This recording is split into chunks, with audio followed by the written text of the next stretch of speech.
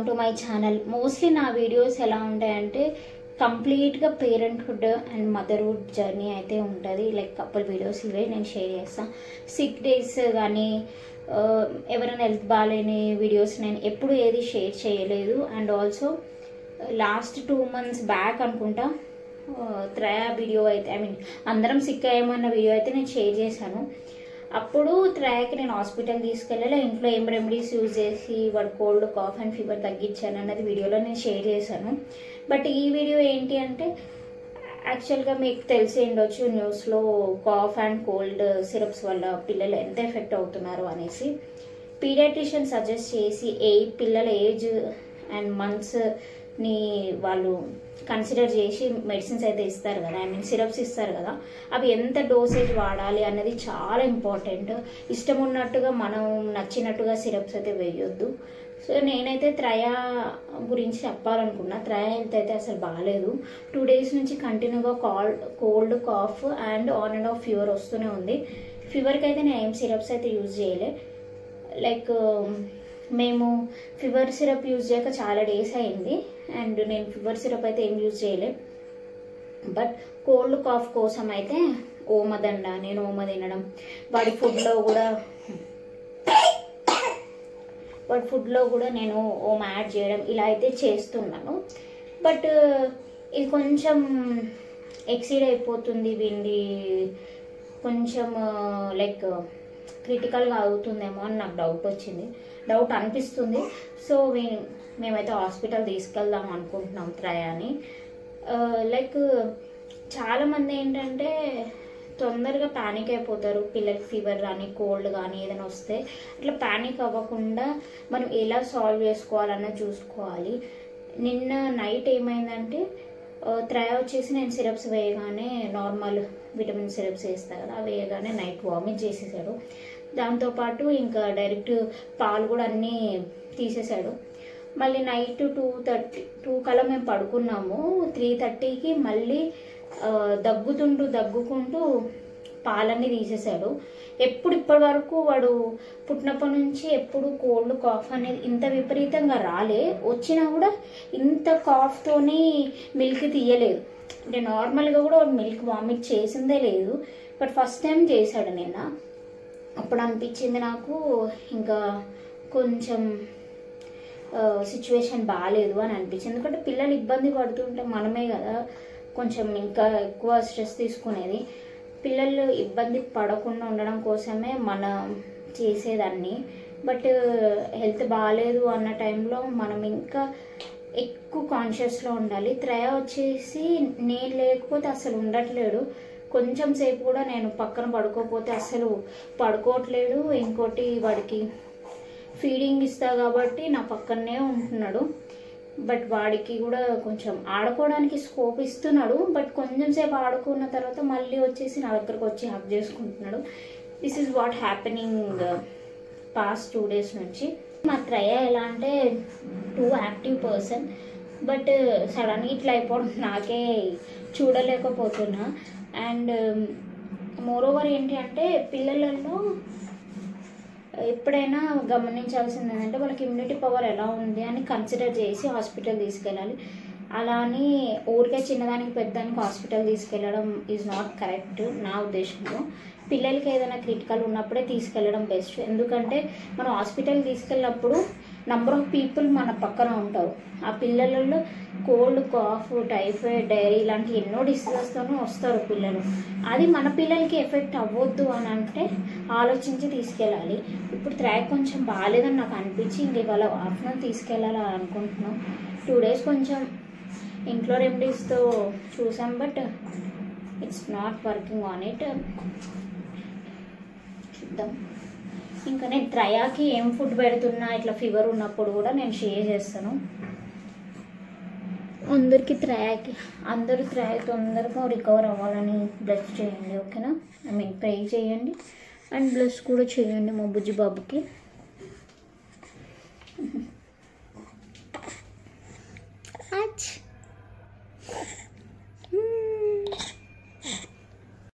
పిల్లలు cold cough వచ్చినప్పుడు ఆడుకోరు అది ఇది అంటారు కదా. But Traya is playing nicely.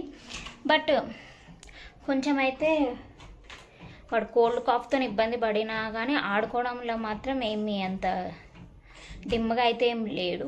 టాయ్స్తో ఆడుకోవడం నేను కూడా ఎంగేజ్ చేస్తూ ఉన్నా వాడిని. లైక్ వాడికి నచ్చిన టాయ్స్ అవి. ఫుడ్కి వచ్చేసరికి కోల్డ్ కాఫ్ రాకుండా ఉండే ఫుడ్ అయి పెట్టడం బెస్ట్. ఇంకోటి వాడు ఇష్టపడుతుండా లేదా అన్నది చూసుకోవాలి. ఇప్పుడైతే లంచ్ అయితే నేను ఇంకేం పెట్టలేదు, ఇంకా హాస్పిటల్కి తీసుకెళ్ళి వచ్చాక పెడదామని అనుకుంటున్నా. ఇంకా బ్రెస్ట్ ఫీడింగ్ మిల్క్ ఉంది కదా, నేను ఫీడింగ్ ఇస్తాను కాబట్టి పెద్ద వాడికి ఏం అవ్వదు. సమ్టైమ్స్ అనిపిస్తుంది అనమాట, అరే సపోర్టింగ్ ఎవరు లేరే, నేను ఒక్కదాన్ని చూసుకుంటున్నాను అనిపిస్తుంది. ఎందుకంటే కంపల్సరీ హస్బెండ్ అయితే ఆఫీస్కి వెళ్ళాక తప్పదు. అండ్ దైవిక్ నేనైతే స్కూల్కి పంపించాను, రేపైతే ఎలాగో holiday. But sometimes it feels very hard to manage. అంటే పిల్లల హెల్త్ బాగున్నప్పుడు ఎంతసేపు అని ఎంత యాక్టివ్గా ఎంత పనైనా చేసుకోగలుగుతాం. పిల్లలు ఏదైనా సిక్కు ఉంటే అసలు ఏం తోచదు నాకు. అసలు ఏది ప్రిపేర్ చేసినప్పుడల్లా ఇంకా వాడికి హెల్త్ బాగాలేదు కదా ఆ టైప్ మెంటాలిటీ నాది. కానీ అలా అని వాళ్ళ ముందు నేను వాళ్ళు సిగ్గున్నారు కదా అని నేను సైలెంట్గా కూర్చునే టైప్ కాదు. నేను వాళ్ళని ఎంగేజ్ చెయ్యాలి అన్నట్లనే చూస్తా. నాకు హెల్త్ మంచిగా ఉన్నా లేకున్నా బేబీస్కి మంచిగా ఉండాలి అని చూస్తా. ఈవెన్ నేను త్రయాకైనా దైవిక్కైనా నేను సేమ్గా చూస్తా. బట్ సమ్టైమ్స్ ఎలా ఉంటుందంటే సిచ్యువేషన్స్ విల్ బి డిఫరెంట్ అనమాట. చాలామంది ఏమనుకుంటారంటే లైక్ పేరెంట్హుడ్ అనేది చాలా ఈజీ థింగ్, ఇంట్లో పిల్లల్ని చూసుకోవడం చాలా ఈజీ థింగ్, ఏముందిలే చూసుకోవడం అని అనుకుంటారు. But it's too hard and it's not two easy. It's like mixed emotions అనమాట. మనం పిల్లలు హెల్త్ బాగున్నా లేకున్నా వాళ్ళకి ఎలా టేక్ కేర్ చేయాలి ఇది అంతా ఎవరు మనకి ఎవరైనా నేర్పి ఇలా చేసుకోవాలి అలా చేసుకోవాలి అని ఎవరు చెప్పరు. బట్ మనమే నేర్చుకోవాలి. అంటే నాకు చెప్పేవాళ్ళు లేకుండొచ్చేమో కానీ మీకుండొచ్చు, మీ ఇంట్లో వాళ్ళు ఎవరైనా చెప్పేవాళ్ళు ఉండొచ్చు. But for me it's totally individual and I'm totally completely నా ఎక్స్పీరియన్స్తో నేర్చుకునేవి. ఏవి కూడా ఎవరో నేర్పి ఇలా చేయాలి అలా చేయాలి, పిల్లల్ని ఎలా చూసుకోవాలి, పిల్లలకి ఇలా తినిపించాలి, పిల్లలకి ఫుడ్ ప్రిపేర్ చేయాలి, అండ్ పిల్లలకి హెల్త్ బాగాలేనప్పుడు ఇలా టేక్ కేర్ చేసుకోవాలి, ఈవెన్ ప్రెగ్నెన్సీలో ఇలా ఉండాలి, ఆఫ్టర్ డెలివరీ ఇలా ఉండాలి, పిల్లలు 6 months దాటినాక ఇలా ఉండాలి అని చెప్పిన వాళ్ళైతే ఎవరు లేరు. But somehow I managed myself and motivated myself and blessed to have my husband who shares about new things. ఇలా ఉండాలి అలా ఉండాలి, పిల్లల్ని బాగా చూసుకో, ఈ type of motivation only from my husband. Okay, I know husband support లేకుండా ఉంటే ఇంకెంత ప్రాబ్లం ఉండేదో. I can imagine how hard it will be. పిల్లలు బాగాలేకపోతే ఎంత బాధగా ఉంటుందో అలానే పిల్లలు హెల్తీగా ఉన్నప్పుడు అంతే సంతోషంగా ఉంటుంది. కానీ నా పిల్లలు ఎలా అంటే నా కిడ్స్ అని నేను చెప్పట్లేను, ఎవరి కిడ్స్ వాళ్ళకే ముద్దు వాళ్ళకే ఇష్టం ఉంటుంది. కానీ లైఫ్లో కొన్ని థింగ్స్ ఏంటంటే అన్సర్టెన్, అసలు మనం అనుకోకుండా జరిగిపోతాయి కొన్ని. బట్ వాట్ ఎవర్ హ్యాపెన్స్ అవన్నీ మనం మంచిగా అనుకునే టైప్ నేను. అండ్ మా దైవిక్ కానీ త్రయాకి కానీ నేను ఎక్కువ సిరప్స్ మెడిసిన్స్ ఏం యూజ్ చేయకుండానే పెంచుతున్నా ఇప్పటి వరకు. ఇప్పుడు కూడా త్రయాకి కొంచెం బాగాలేదనే తీసుకెళ్ళాలనుకుంటున్నా తప్పించి నాట్ మోర్ దెన్ దాట్. ఈ వీడియోలో మెయిన్గా నేను చెప్పాలనుకునేది ఏంటంటే లైక్ నాలాగా ఇంట్లో పిల్లల్ని చూసుకునే వాళ్ళు కానీ లేదా మీ రిలేటివ్స్ కానీ పేరెంట్స్ ఇన్లాస్ కానీ దూరంగా ఉన్నా కానీ ఎలా ఒక కిడ్నీ మేనేజ్ చేసుకోవచ్చు, ఎలా వాళ్ళని టేక్ కేర్ చేసి వాళ్ళ నీడ్స్ని మనం ఎలా ఫుల్ఫిల్ చేయాలి అన్న దాని గురించే ఈ video. And also it's my personal thing, నేను షేర్ చేస్తున్నా. ఇది నాకు అనిపిస్తుంది సమ్టైమ్స్ నాకు హెల్త్ బాగాలేనప్పుడు ఎలా ఉంటుందంటే 2-3 డేస్లో తొందరగా రికవర్ అయిపోవాలి, 1 or 2 డేస్లో రికవర్ అయిపోవాలి అన్న మోటివేట్ చేసుకుంటా నేను. ఎందుకంటే లేచి చేసుకోకపోతే తప్పదు. ఎంతకన్నా హస్బెండ్ని ఇబ్బంది పెట్టగలుగుతాం, ఎందుకంటే ఆయన వర్క్స్ ఆయనకు ఉంటాయి. నేను లేవకపోతే నా 2 పిల్లలకి ఇబ్బంది అయిపోతుంది. That's what. ఈ వీడియో మెయిన్గా నా పర్సనల్గా నాకు అనిపించింది మాత్రమే నేను షేర్ చేయాలనుకుంటున్నది. సో ఇంకా నేను ట్రైన్ అయితే రెడీ చేస్తున్నా హాస్పిటల్కి తీసుకెళ్లడం కోసం. హస్బెండ్ వచ్చేసి ఇంకా లేట్ అయిపోతుంది అంటే ఇంకా నేనే తీసుకెళ్తున్నా. ఫస్ట్ టైం 2 పిల్లల్ని తీసుకొని నేను బయటికి వెళ్ళడం. ఎందుకంటే త్రాయ పుట్టినాక ఎప్పుడు ఏది హాస్పిటల్కి వెళ్ళాలన్నా లేదంటే వ్యాక్సిన్కి వెళ్ళాలన్నా బయటికి వెళ్ళాలన్నా కంపల్సరీగా హస్బెండ్ ఉంటారు. ఇంకా ఆఫీస్ నుంచి వచ్చేసరికి లేట్ అయిపోతుంది. ట్రాఫిక్ మీ అందరికీ తెలిసిందే ఎలా ఉంటుందో. సో నేను వెళ్ళిపోయి మళ్ళీ హాస్పిటల్లో కూడా చాలా మంది ఉంటున్నారు, అక్కడే పెద్ద లైన్ ఉంటుంది. సో దాని గురించి ఇంకా త్వరగా వెళ్ళిపోవడం బెస్ట్ కదా అని నాకు అనిపించింది. ఇంకా నేనైతే వాడికి కావాల్సిన అయితే ప్యాక్ చేసేసుకుంటున్నా. Diaper, 1 pair of dress, wipes, ఇవైతే ఖచ్చితంగా కావాలి కదా. సో నేను చాలా నియర్ బై మాకు, కాబట్టి నేనైతే ఆటో బుక్ చేసుకుని అయితే వెళ్ళిపోతున్నా. నైట్ కావడం వల్ల ఏమన్నా నైట్ ఇంకా ఏమైనా ఇబ్బంది అవుతుందేమో అన్న దాని గురించి నేను ఇంకా వెళ్ళిపోవాల్సి వచ్చింది హాస్పిటల్కి. ఇంకా హాస్పిటల్కి వచ్చేసరికి చాలా మంది ఉన్నారు. అప్పటికే నేను చాలా వెయిట్ చేస్తూ ఉన్నా.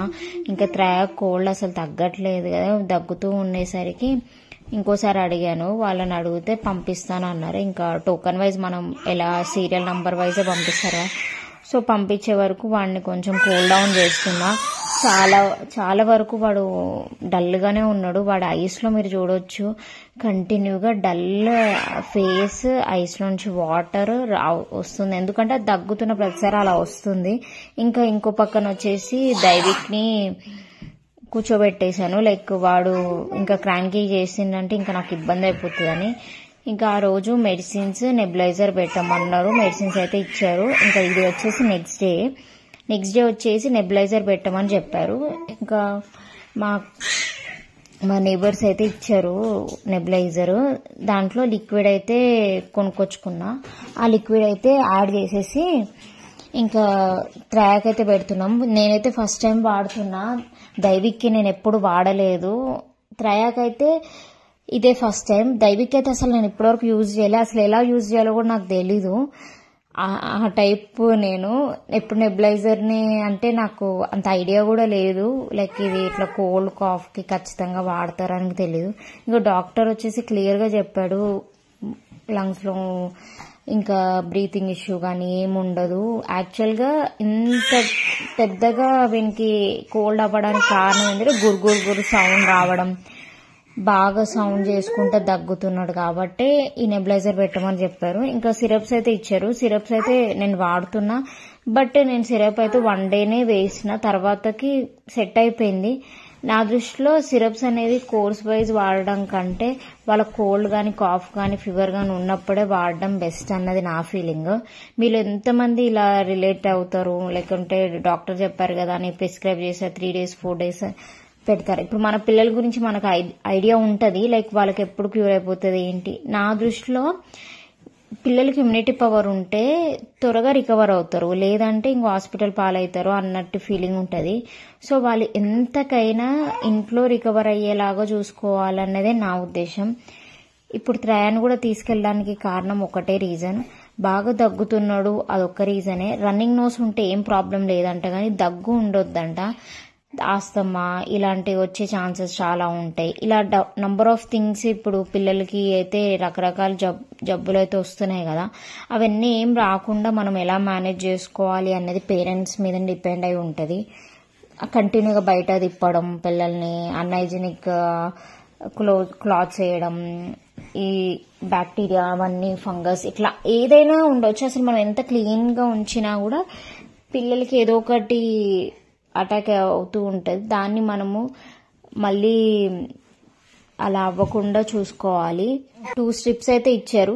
అవైతే నేను ఒక 2 hours అట్లా పెట్టాను. అసలు ఏంటో 1 dayకి ఇంత తొందరగా రికవర్ అవుతాడు అని నేను అసలు ఎక్స్పెక్ట్ చేయలేదు. ఎందుకంటే నెబులైజర్ ఇంత బాగా పని చేస్తుందా అని అనుకోలే. అంటే వాడికి అంత ఈ డీప్గా కోల్డ్ రాలేదేమో, మైల్డ్గానే ఉన్నట్టుంది అని అనిపించింది. ఎందుకంటే వాడు ఫాస్ట్గా రికవర్ అయిపోయాడు. అండ్ నేను వాడికి కూడా కొంచెము ఎక్కువ ప్యాంపరింగ్ చేయాల్సిన అవసరం లేకుండా మంచిగా ఆడుకుంటూ ఉన్నాడు. ఒక్కసారి నెబులైజర్ పెట్టగానే చాలా క్యూట్గా ఆడుకుంటూ, మీరు చూడొచ్చు ఎంత బాగా ఆడుకుంటున్నాడో. లైక్ ఇట్లా కోల్డ్ ఉన్నప్పుడు కొంచెం ఆడాను కానీ ఇంత యాక్టివ్గా అయితే ఆడలేదు. బట్ ఇది ఒక బెస్ట్ రిజల్ట్ అనిపించింది నాకు. మీ పిల్లలకి కోల్డ్ ఉంటే మీరు నెబులైజర్ వాడారా? దాని రియాక్షన్ మీకు ఏమనిపించిందో కామెంట్ చేయండి. నెక్స్ట్ వచ్చేసి మేమైతే రత్నదీప్కి అయితే తీసుకెళ్ళినాము. త్రయ కొంచెం రిలీఫ్ ఉంటుంది అన్న దాని గురించి. ఇది మా త్రయ కోల్డ్, కాఫ్, ఫీవర్ని ఎలా తగ్గించాను ఇంట్లో, హాస్పిటల్కి వెళ్ళి వచ్చాక వాడి కండిషన్ ఎలా ఉన్నది మాత్రం ఈ వీడియోలో షేర్ చేశాను. ఇప్పుడు త్రయ అయితే డూయింగ్ వెల్, చాలా బాగున్నాడు.